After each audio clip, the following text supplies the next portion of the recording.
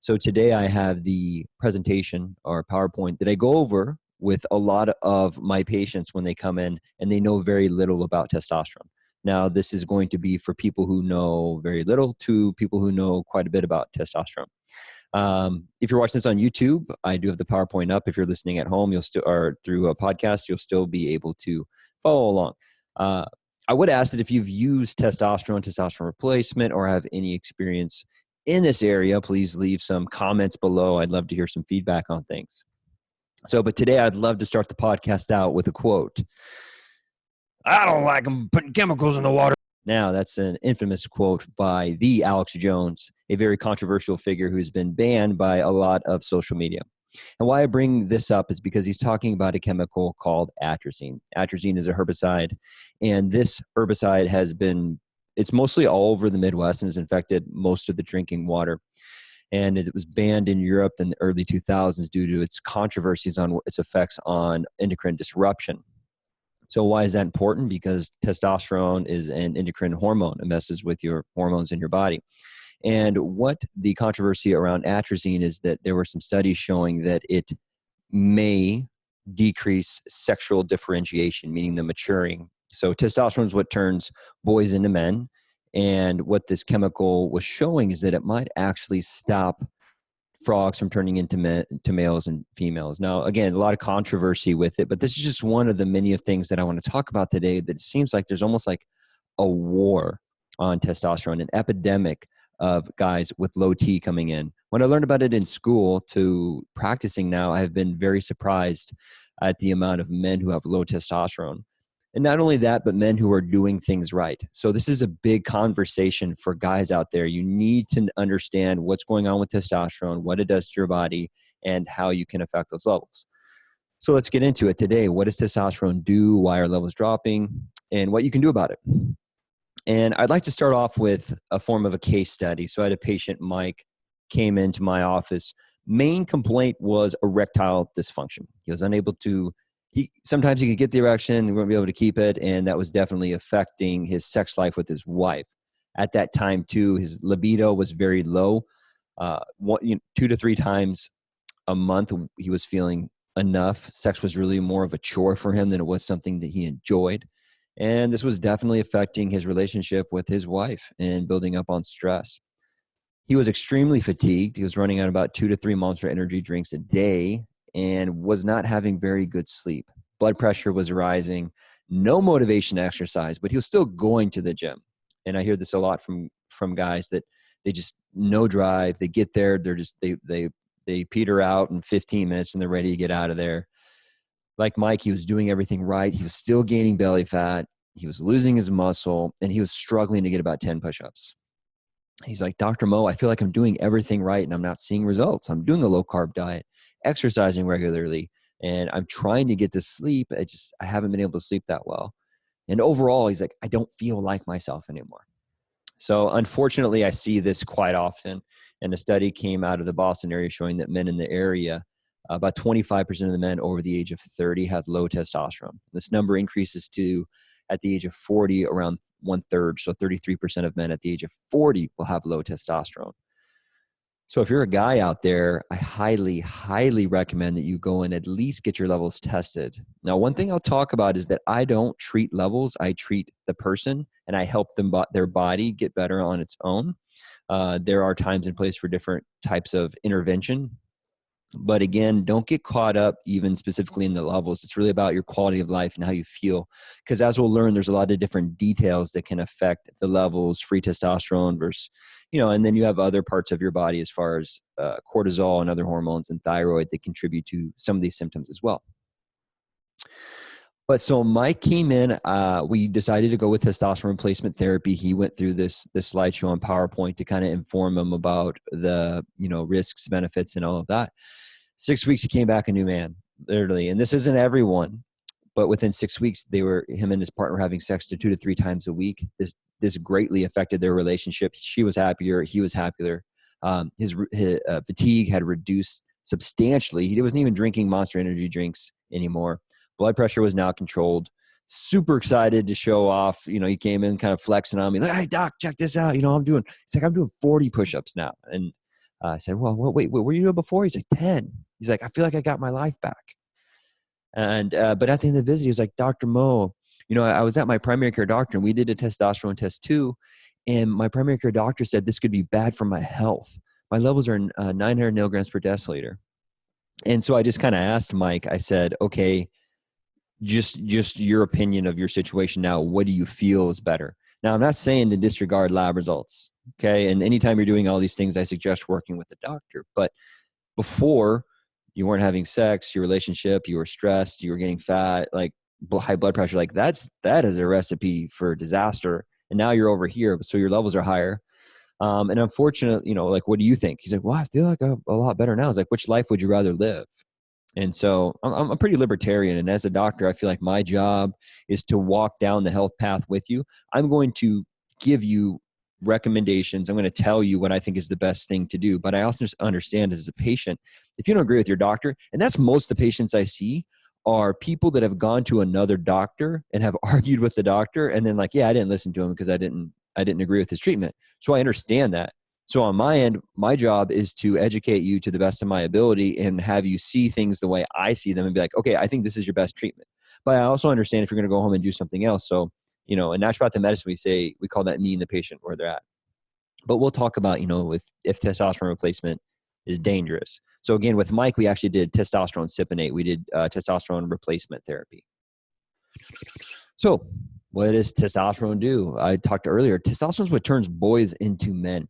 It increases their confidence, their libido, muscle mass, motivation, improves memory, decreases their fatigue, belly fat, depression, anxiety. With optimal amounts of testosterone, you can experience better, harder erections, better sex life. So on the opposite end, if you have low testosterone, you can experience ED, overall even physical pain. Testosterone has a huge mechanism action on your neurotransmitters, your serotonin and your dopamine, which are very important for little things just as far as muscle rigidity and posture. So testosterone too, a lot of studies showing now that guys who have higher testosterone, more in the optimal range, decreases their chance for Alzheimer's, heart disease, diabetes. Testosterone is really important for, it increases your insulin sensitivity. So it helps keep your blood sugar lower, which is one of the main things that's wrong with our society is people have blood sugar problems. So in that in itself can decrease inflammation. I've had patients start testosterone and their arthritis has gone away.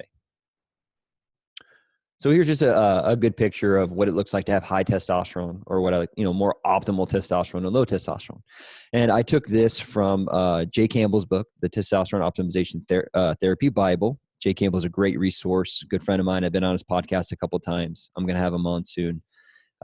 He will, pretty sure he'll send you a book for free if you email him. So he's really out there. He went through his own experience figuring out testosterone replacement, kind of had his own problems with the medical care system and getting the care that he needed. So I'm definitely, he's a brother in arms in the testosterone war. So definitely go check his stuff out. Okay, so why do the levels decrease? There are pathologies as far as prolactinomas. That's something in the brain that increases the prolactin levels, which decrease your sex hormones. You can have testicular damage. That's where your testosterone comes from. PTSD, head trauma.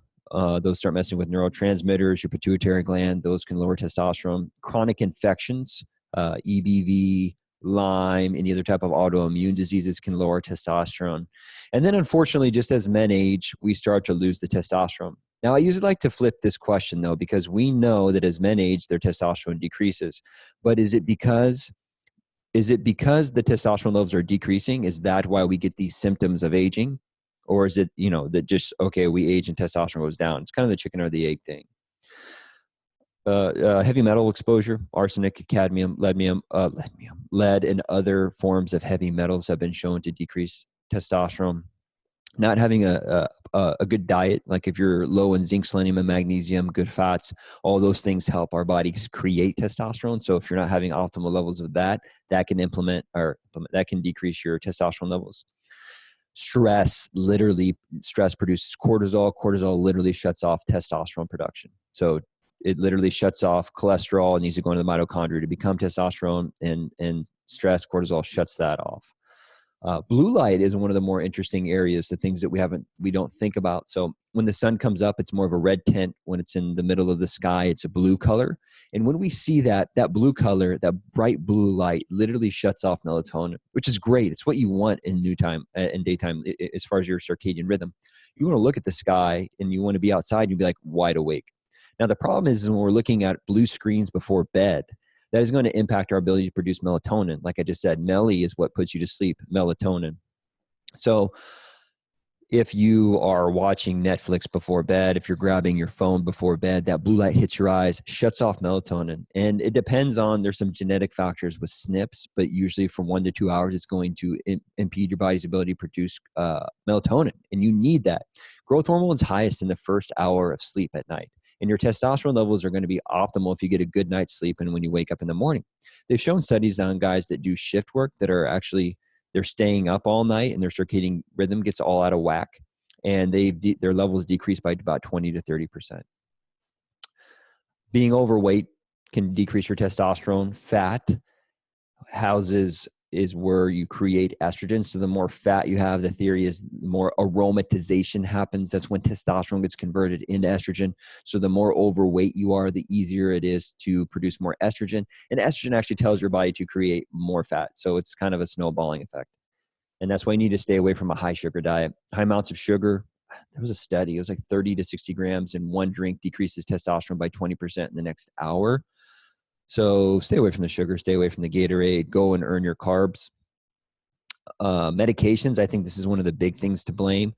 We have so many cases. A lot of the patients that I see, especially for ED and low T, guys are coming in on blood pressure meds and statins. So opiates, alcohol, all of those things are going to decrease your testosterone.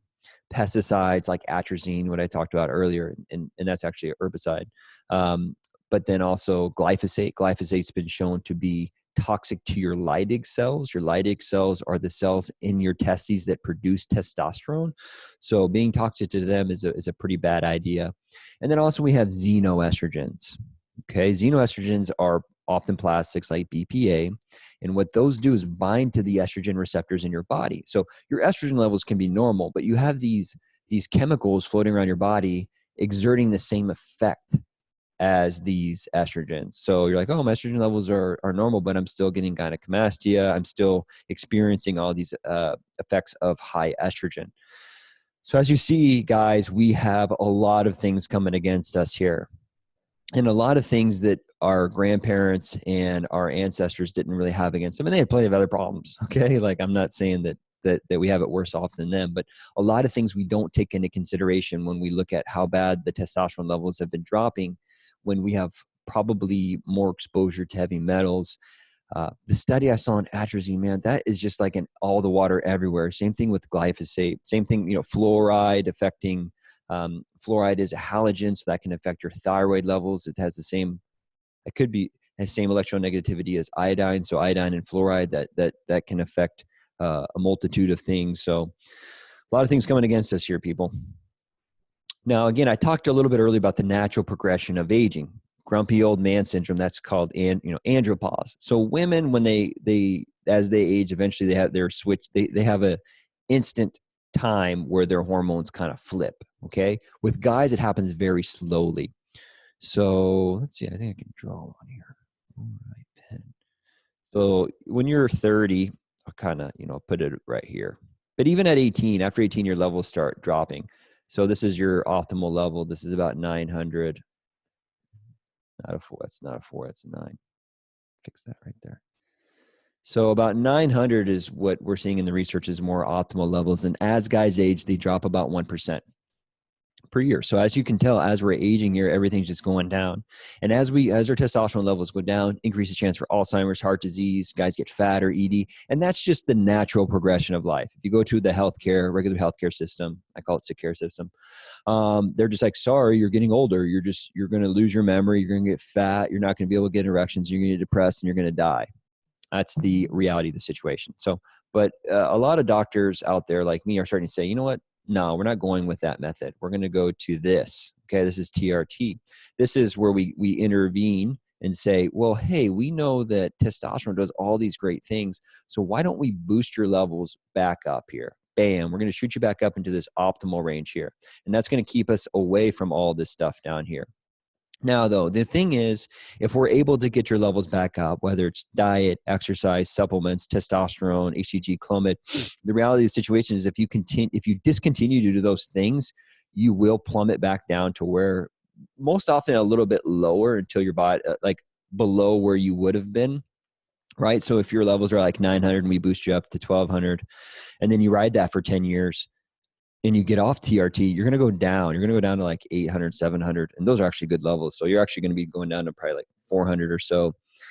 And that's the reality of the situation. So when a lot of guys are like, hey, is this something I have to do for life? And often, yeah. I mean, that's the reality of the situation. Unless, and I'll talk about natural ways to increase testosterone in a minute. But the reality of the situation is as we age, the testosterone is going to go down and you're going to predispose yourself to all of those negative health effects. So how bad had the levels decreased? And from 1988 to 2002, the average levels of a 65-year-old dropped 100 milligrams per deciliter. Okay, so guys were, I believe in 1980, about 650, and by 2002 they were 550. And then now I would venture to say they're 350 to 400. So they probably dropped another 100 to 200. And sperm counts per milliliter have gone from about 100 million to 30 million in the past 50 years. You can just Google fertility rates. Fertility rates are just dropping like crazy from both men and women. And again, I think that has to do with the stress, with all the hormonal, the endocrine disruptors all over the place.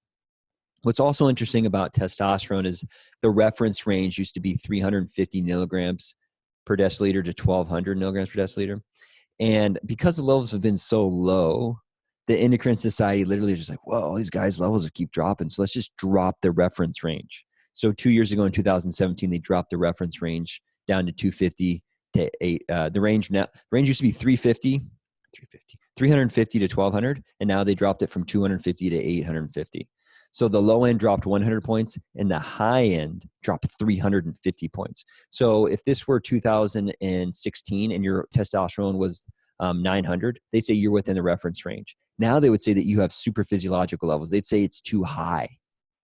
And, when you look at society right now, 70% of men are overweight, 40% are obese. And when we're running these numbers, they say in the study that they were done on healthy men. But what is even a healthy man when 70% of the population is now overweight? So that's part of what I'm here to do. I want to live my life optimally. And I don't want to be average. I don't want to be, oh yeah, your levels are 400. I'm like, I don't want that. I want to feel great. I want to feel amazing. I want to be in the optimal end. So again, I just kind of talked about this. Normal sick care levels are now 250 to 850. And I had a friend, and my friend Bill, he had contacted me and said, hey, I'm having this side effect. And to me, I'm like, okay, that sounds exactly like low T. Go and get your testosterone measured. So he goes and gets his testosterone measured. And he's 33 and his levels are 245. Okay. So that's low, even by sick care numbers, low. Now the doctor and in the insurance company is like, well, in order for our insurance to cover your therapy, we need that to be 2 readings within, I forget how long. But so he goes in the next week and gets measured and his new levels are now 255. Okay. So 5 points above the bottom of the reference range. His last one was 5 points below the reference range. So his average is 250, which is low. And if this were 2 years ago, he would be clearly low because the range used to be 350. But anyways, the doctor's like, oh, your levels are normal. And this is a 33-year-old. And this guy, depressed, can't play with his daughters, has no energy, can't go to the gym, like all these things. And it's just like, I felt so bad for him. He's in Illinois and I can't practice and I don't have a license there. So that's sick care levels, man. Sick care. Optimal in my opinion, 700 to 1100. And that has to do with what we're seeing as far as the research. And also from your serum, you have what's called a free testosterone. Testosterone is bound to albumin and sex hormone binding globulin, and that floats around your bloodstream. And if too much of it is bound up, it's not free. So it's not free to go into the cell. And that's actually, in my opinion, what's more important than your actual total number. But you use both of them to kind of figure out what's going on. Optimally, you want to see your free milligrams per deciliter at least 15, 20, 25-ish. So why are low levels bad? I talked about this earlier. There's some studies out there. One huge study came out, was just for overall mortality, showing that guys who had higher testosterone had a lower chance for dying. Okay. Literally when your testosterone's higher, you have less chance of dying. 900 decreased chance for Alzheimer's, 700 decreased chance for diabetes and heart disease. Okay, so Dr. Mo, what do we do about all these things? All right, so like naturally, being a naturopathic doctor, people are like, what are the natural things we can do? All right, you want to increase your testosterone naturally? We can do that. You need to throw out your TV and cell phone. You need to stay away from blue lights. You need to move to the country. You need to plan an organic diet. Stay away from all plastics, all pesticides. Sleep 7 to 9 hours a night, and then have no stress. And then your testosterone will balance itself out. Now, you can probably agree with me hearing all that things. It's really hard to do all of those things. And in naturopathic medicine, we also have a saying about meeting the patient where they're at, meaning that if you are a CEO of a real estate company or whatever you're doing, it's like, I can't expect a patient to do all those things. I would like to, and I will have this conversation. I'll tell them to do those things. But again, goes back to what I was talking about earlier. I can tell you to do these things, but really what it comes down to is patient compliance as well. So those are kind of the lifestyle things you can do. And I understand they're really hard. Do the best you can to do those things. Other things that really help are HIIT training, herbs like ashwagandha, and the supplement zinc and selenium. And I actually, when we'll get to testosterone replacement therapy, I put most of my patients on a supplement called DIM Detox by Pure Encapsulation. And I put them on that because it's really good for the liver. DIM helps prevent the aromatization, turning testosterone into estrogen. And it's also very important and helpful for your liver to stay healthy. Your liver is very important for keeping your hormones balanced because a lot of your hormones get detoxed through your liver. So if you have poor liver health, your body's not going to be able to maintain balance in your with your hormones. And then another supplement I put my guys on, almost all guys on, is a prostate supplement, Prostate Supreme. And that has supplements like chrysin and DIM as well, which help with the balancing of the hormones, preventing DHT conversion, estrogen conversion. And the reality situation too with guys is that 90% of men that hit the age of 80 are going to have some form of a prostate problem. So I would start taking some form of prostate health formula right now to prevent, to at least mitigate any things that can happen as you age. I take a prostate formula now. Lifestyle, sleep. I kind of talked about that. Diet, limit the sugar, increase the protein intake.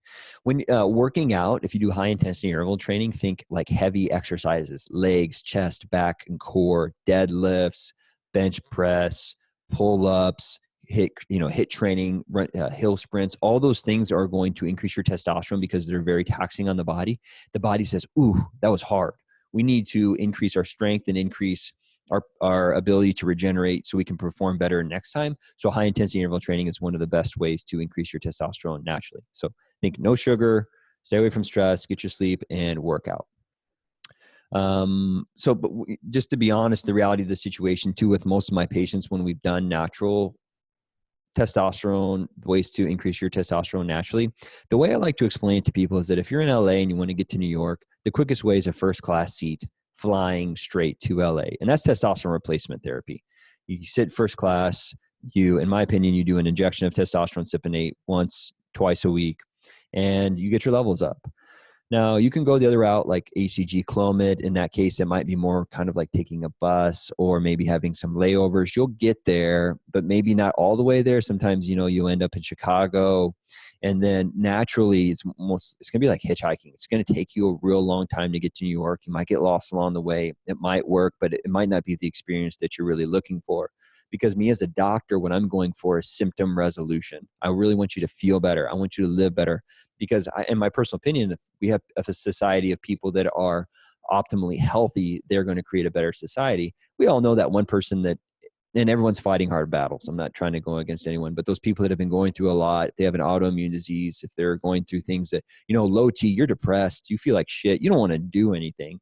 It's hard to be a good father. It's hard to be a good brother. It's hard to be a good coworker when you don't want to do anything. And when your testosterone is low and you're depressed and you feel like dog poo, like that's not great for society. And shout out to all those dudes right now with low T that are trying to make it, because it's crazy too. Sometimes I see guys levels so low and I'm like, man, you're a warrior to have T this low and still be going to the gym, to still be like showing up for your family and stuff, because it's a real downer having low T. It sucks. How do we make testosterone? Testosterone comes from cholesterol. And as you can tell here, So cholesterol is your backbone, and that's why we really want to try and stay away from statins. Again, individualized approach. If you have genetic factors that throw your total cholesterol in the 400s, maybe a statin is needed. That's why you need to work with the doctor. But as you can see, cholesterol, we want to get down to testosterone. There's this idea of this pregnenolone steal, how the pregnenolone can just go over to cortisol. Like if you had 100, then all the pregnenolone will go to cortisol. I haven't seen any research that actually indicates that that's true, but I was talking about earlier, there is research showing that cortisol basically shuts off steroid synthesis. I don't know if it's not this enzyme, but basically cortisol basically shuts off our body's ability to create testosterone. And then also what I was talking about earlier, your estrogen down here, testosterone gets converted into estrogen. And one other thing that's important is when you want to be working with a doctor that is familiar with all these things, because these other hormones are also really important. Progesterone is very anxiolytic. It helps with calmingness and memory. Pregnenolone is really good for your memory. So these other hormones are super important too, like measuring your cortisol, seeing what's going on over there, measuring your pregnenolone, progesterone, and taking a holistic approach to see what's going on with your health. So testosterone, we get a hormone, we get a signal from the hypothalamus called gonadotropin releasing hormone that goes to pituitary. Pituitary produces what's called FSH and LH. That goes down to our testes, and then that's how we produce testosterone. That signal goes back up to the brain, and then that tells our body, oh, we have testosterone, so let's stop making it. Okay. So when we start replacing testosterone, I think that's the next slide. Clomid. Okay. So now I want to talk a little bit about how HCG and testosterone work. So when we give you testosterone, that's basically like right here coming in, like we're giving you exogenous. Testosterone comes in over here. Clomid blocks this signal up here on the brain. See Clomid, testosterone down here. And then HCG is a LH and partial FSH agonist, okay? LH is really the signal that tells our body to produce testosterone. So as you can tell, there's a couple different ways to pharmaceutically help your body produce more testosterone. And I kind of like talking about like this. So if your testes is your oven, okay, and you are sitting in your living room watching TV, it's cheat day, you want to eat some pizza, you yell to your chef into your kitchen, go, hey chef, bring me 10 pizzas. I want 10 pizzas. I'm really hungry. So your chef turns on the oven, brings you 10 pizzas, and then you say, hey, I'm full. Everything's good. No more pizzas needed. The next day you say, hey, I want 10 pizzas. Your chef brings you 5 and you're kind of upset. You're like, whoa, I'm still really hungry. But that's, so you kind of like let it go. So the next day you say, hey, I want 10 pizzas again. And then he brings you 5. You're like, what the heck? So then, you eat your 5 pizzas, and then the next day comes, you go, hey, now I want 15, because you're thinking, well, I'll just ask for more and maybe he'll give me more. But he still only brings you 5. Okay. That's kind of what low testosterone is. Your body is wanting more testosterone. And again, that's just one of the ways your testosterone goes down, is that your body, the signaling gets messed up. And that's why you need to work with a good doctor to figure out exactly why your levels are low, because that will dictate how and what treatment will work. But so, your oven's not working, your chef's not paying attention. So what do? You call the pizza boy. Pizza boy comes over and he brings you your 10 pizzas and everyone's happy. That's testosterone. So that's exogenous, meaning it's coming from outside of the body. Your pizza boy shows up, you get your testosterone, then you're happy and everything's good.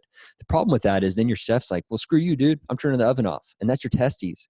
So the thing is, like, when we start giving your body testosterone, it will shut off its own endogenous, or at least lower how much testosterone that you produce itself.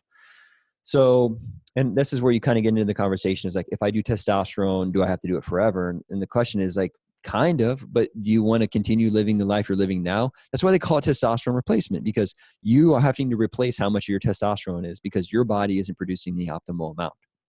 Now, your other options, and this kind of depends on age and a variety of different circumstances, is you can go with something called Clomid or go with HCG. So Clomid is a receptor, an estrogen receptor modulator, meaning that it modulates the receptor of which estrogen binds to. So basically what it does is it tells your body that you don't have much estrogen, and then that increases the amount of gonadotropin releasing hormone, and that releases FSH and LH. So in my experience with using Clomid, I would say that 90% of guys react really well to it. Some guys, I think it has a little bit more, it affects their mood, and there's a little weirder side effects. I personally taken Clomid, and it made me feel okay sometimes and sometimes not so much. HCG, I've had a lot better success with as far as just overall treatment satisfaction and alleviation of symptoms. I personally have taken HCG as well and prefer that over Clomid. And the HCG, like I said, is an LH agonist. So when LH goes into your testes and says, hey, testes, produce testosterone, HCG does the same thing. So this is basically like it mimics your LH. Now, there is often a conversation too with the safety of these things, and testosterone cypionate is what I use, and that is essentially bioidentical. Basically, it's testosterone bound to an ester. You shoot that into your muscle, and as the ester gets cleaved, it goes into your bloodstream, and it looks just like testosterone. Your body cannot tell the difference, so it does the exact same thing as testosterone. The problem with a lot of the old school specific medications, specifically like methylated testosterone, that was really hard on the liver, so that did have some side effects, and that was taken orally. And then also with testosterone there are some other forms that are not bioidentical. So those have other unwanted side effects that we just literally don't understand because it's not acting as the same way testosterone is in the body. So it might be doing some other weird things that we're not even sure about. So guys under 35, I'm always trying to do HCG or Clomid first. But again, that kind of really depends on if they've had testicular damage, why is their testosterone, why is it low? So different dosage. I usually do about 25 milligrams the other day with Clomid. Again, I'm not giving medical advice. I'm just giving information. So if you become a patient of mine, you kind of get the spiel already. You kind of know what's going on. And for people out there just looking for information, I'm not diagnosing, giving you medical advice. This is just for information purposes only, because this information isn't out there. Guys don't know. I'm like, oh, my doctor said this. My doctor said that. Like, I don't know what's the dosage and all these different things. Is this good? Is this bad? So I'm just trying to provide information for people. So Clomid, HCG, again, it really just kind of depends. 500 units twice a week is a good place where I start with my patients. Now, again, because these work on increasing your body's production of testosterone, you will often notice an increase in testicular size, an increase in ejaculatory volume, and increase in fertility. These have been used for increasing fertility. Now with testosterone, you can actually expect the opposite. Testosterone, you can notice a decrease in testicular size because once we start giving your body testosterone, those signals all downregulate. LH, FSH, those drop, and then your testes can shrink. And not everyone, it really just kind of depends. So guys over 45-ish, 50 is really where I'm like, HCG Clomid may not be the best idea. Probably looking at using TRT at that point. I personally usually shoot for about 100 to 200 milligrams intramuscular weekly. Depending on the guy, I like to do it twice. Just see that mitigates the effects from what I've seen. Because testosterone cypionate has a 7-day half-life. So when I inject 100 today, by this time next week, there'll still be 50 left. So if I add another 100, now I'm actually at 150. So it slowly builds up. And so when you do these big boluses, there are people that do like testosterone twice a month. And what that's really going to do is shoot your levels up to like 16 to 1800, and then it's going to drop. What I hear all the time from guys who are dosing less often, meaning like twice a week or twice a month to once a month, is that they'll feel maybe even anxious or a little like overly stimulated for a couple of days. Then they'll feel good for a little bit and then they drop off. Whereas if you're doing an injection, I think about twice a week is kind of the sweet spot. So you're not puncturing yourself all the time, but I do know guys that do it every day and love it. I think we're going to probably we're going more to that in that direction as we learn more about testosterone replacement. But I do see that when you have bigger boluses of testosterone doing like 400 to 500 milligrams once a month, I see an increase in your H&H. That's your hemoglobin hematocrit. And I can talk about this down here. Like those are the things you really want to watch are your red blood cell count, monitor your estrogens. And what I see is when the levels go higher is when we have these problems down here. Okay.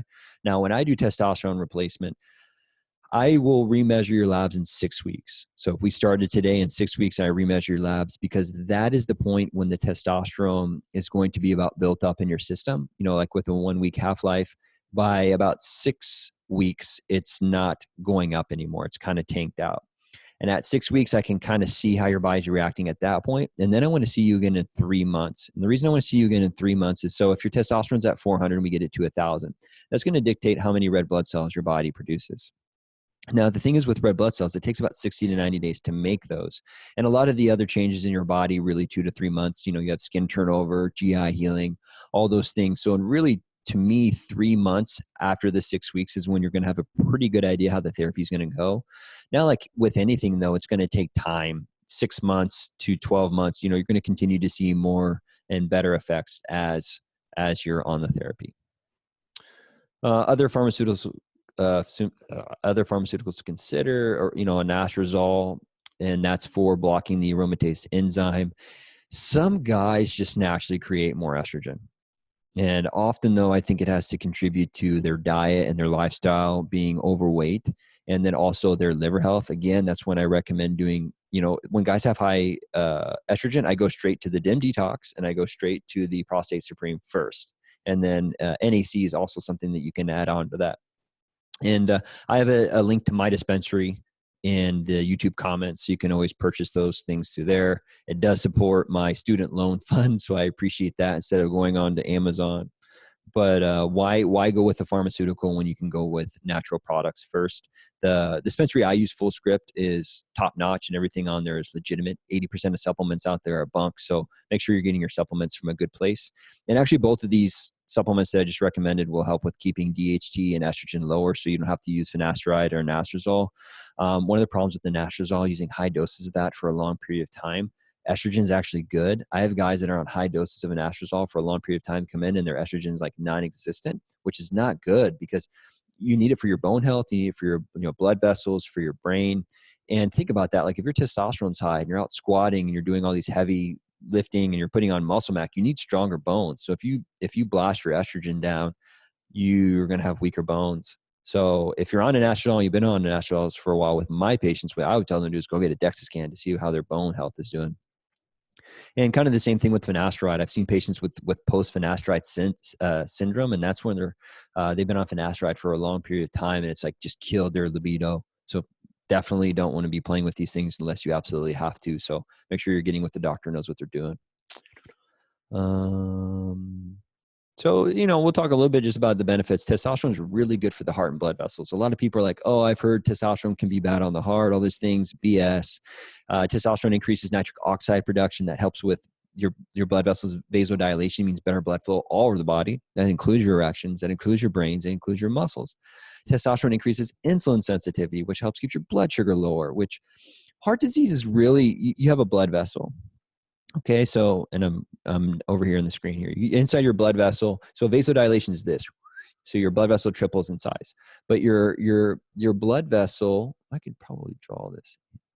So your blood vessel, here's a normal blood vessel, and inside that you have like your cholesterols and your proteins, okay? And basically, as they're floating through your blood vessels, no problem. It's kind of like basketballs rolling down like a cloth tube, I guess would be the best way to put it. And then you have like sugars that are kind of wandering around, and sugars are not, too much sugar is not good. Okay. So basically what happens is these sugars bind onto your cholesterol. This is really bad drawing, but who cares? And as you can tell, they turn into like these spike balls. Okay. That's what you call glycation. That's what a hemoglobin A1C, it's how much of your hemoglobin is in your red blood cells, is covered in sugar. And that's why it's a marker for diabetes. And like I said earlier, red blood cells are around for 90 days. So what we can see is how much sugar is bound onto your red blood cells. And that's not good. That turns those blood sugars into like these spiky balls. And what happens is those will hit your blood vessel wall and cut it up. Well, and then your blood vessel walls have to heal themselves and they scar up. And basically, as you can tell, like after a long period of time of these blood vessel walls getting cut, you get arterial atherosclerosis. You get buildup of plaques all in these areas because it's healing. So basically, as you can tell, these blood vessels get smaller and smaller. And also, this allows the blood vessel to vasodilate because it's all like scarred up. So testosterone is actually really good for all of those things. Now, the one controversy with testosterone is that it increases erythropoietin, which increases how many red blood cells you have in your hemoglobin and your hematocrit. It can increase how much of that is. Now, I'm not all too concerned with that because people who live in Denver and people that live in higher elevations or training athletes will have higher amounts of that to begin with. But the idea is that when you have higher amounts of RBCs, H&H, is that the blood is a little bit thicker. And so because it's thicker blood, then your heart might have to pump a little bit harder to push that blood around. And that can cause hypertrophy of the muscles inside the heart. So that decreases how much space can be filled in the heart with blood. So it's controversial, but there's really no study showing that erythrocytosis, which the increase of red blood cells, increases heart problems. No studies with increased risk for heart attack, no studies for risk of clotting. There was one study on testosterone in the heart that came out of the VA, and it was just like all the guys were sick. They're all having heart problems to begin with. And they did a study on them doing testosterone for a handful of years. And they're like, this is bad. And it's like, there's so many other studies out there. 20, I can think of, or I have like 20 in a PDF of just showing all the benefits for heart stuff. We talked a little bit about shrinkage. Yes, doing testosterone replacement can decrease your testes size, but it won't decrease your penis size. Some guys are like, docs, it's going to decrease my penis. And it's like, actually, no, it might.